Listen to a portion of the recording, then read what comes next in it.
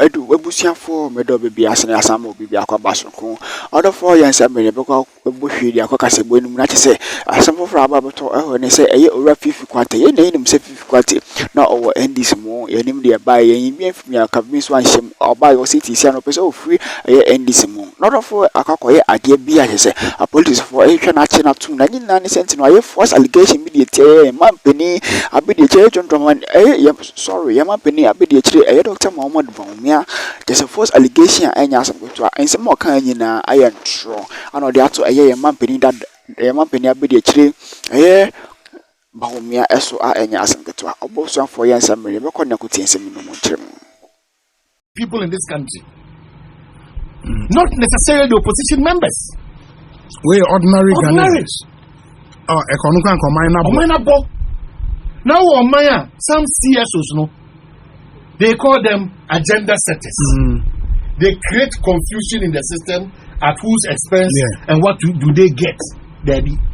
I know we have forgotten that they are in the whole world. No, we don't have 2 Ghanas. Guyana and Ghana. Guyana and Ghana. Only 1 Ghana. Yeah. So the levels at which we are going, and I will entreat the opposition. Obi, and I've said this over and over and over and over and over. The NDC should go back to the drawing board, especially they should talk to their general secretary on your campaign. General secretary, on your campaign. Fiifi Kwartey. On your campaign.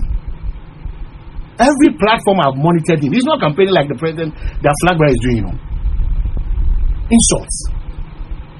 But be on the style. What style? We are not going to encourage that style. And I'll urge the new interior minister, IGP, Peace Council, all those people, who may share under one forum. It's time to effect arrest. It's time. You must be in some radio, TV, streaming, social media. It's time to effect arrest. As we count down to the election. Because if you don't want to say, or mind that autopilot, in Rebia and Yajuma, election time, Cassibia and Sam Fatakrana, no, I bet you can bassa. And some a bomb mine. Yes, a bomb mine. Yes, you continue, because of NPP, you continue, because of NDC. Now, I gather momentum. That is how we have arrived at this place. And your man Sam Fatakra, Casafidia, who don't know, and all the space in Nano. It's as a result of Adena buying Chasuntem. Open radio. Political shows, they are not decent conversations as to how we can lift Ghana from A to B. They are attack on personalities. Omomodia, Usi Omomodi, Usi a year one was to be a president in the Sin channel. What's up? Mudina President Pato Brother Betrim. Now, I kissing the Kakra. Now, my Ghana, how part with them phone. Oh, my Ghana, our resources goes into the payment of his end of service benefits. It's a legitimate, of course, consent to express. But when it's extended, John Dramani Mama is excellency. Kind of rëact and Mama Kakani. Obi on your space via begin. And your man Yosema, did you make a Unyan or Bushama open? No, open. How should Bushana move from A to Z? I want to say John Dramani Mama is excellency and I can't rëact. So we should cut people to size. Nobody will allow that space for anybody to be gagged. But the fact that you are not restrained or restricted from talking does not mean that talk anyhow. Kasa anyhow. Yes. And it be so kasa. Yes. And laced with so much hatred. I mean, too much. Which means a hate speech. It is not good. Too much. It is not good. I mean, this thing way embarrassment to tribe way. You extend it to a whole tribe and a chim fly away in a way. I mean, it's crazy. Now, Bog. That's the pain. Yet it was how. Now, that's why sometimes we see Onyame or Yenyame. You see, but for the intervention of some of these prayer centers, NSPP, the Oba Office of Abasa, what don't you are? Say, what must I get? Your Archbishop, your Ajinasari, your oil of Domi, your Reverend Sam Kranchaka, or your very serious men of God, Omako Gender, get openings of this country, praying 247. Obinim political party from this year January or December 7th. For Ghana, nobody will even see him to appreciate him 1 cedi or 2 cedis. But for these intersections, Akewu. It's true. Akewu. And you say Ghana for those who want to be active politicians.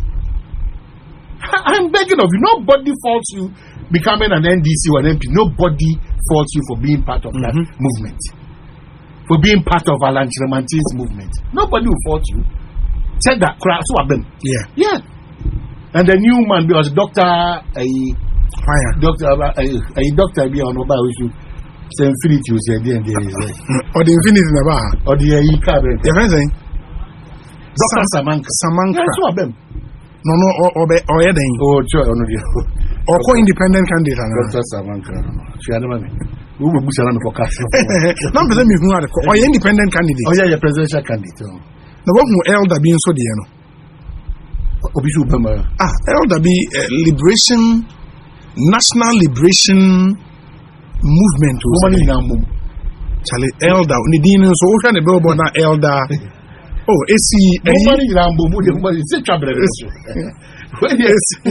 Santa Maria. Elder, we don't have to challenge anybody who qualifies. That's the beauty of it. We say Obi.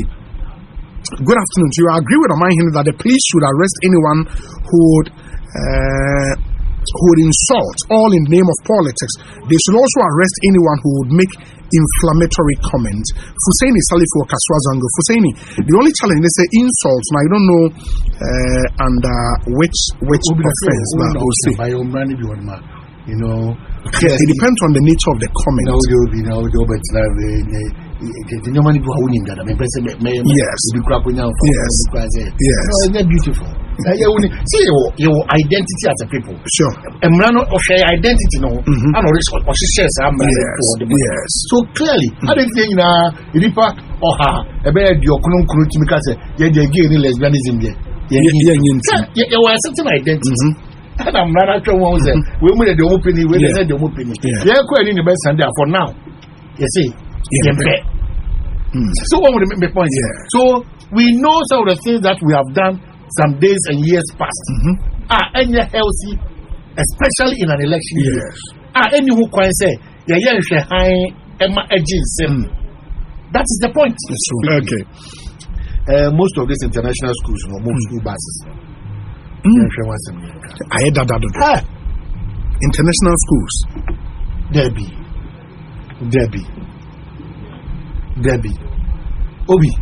International schools across the length and breadth of this country. It be virtually a chance in Akofankula. And almost a sankula and a baby, they can't afford 20. On the 70. No more tax. Let's think about this. I mean, the rate of even servicing these cars near but also the challenge is who regulates the absence of regulation in the be unable to this regulatory arbitrage into whom will be in charge of responsibility because you see as I say cars are buses are a fan collar in the various schools. Why a human so special someone say school be a bus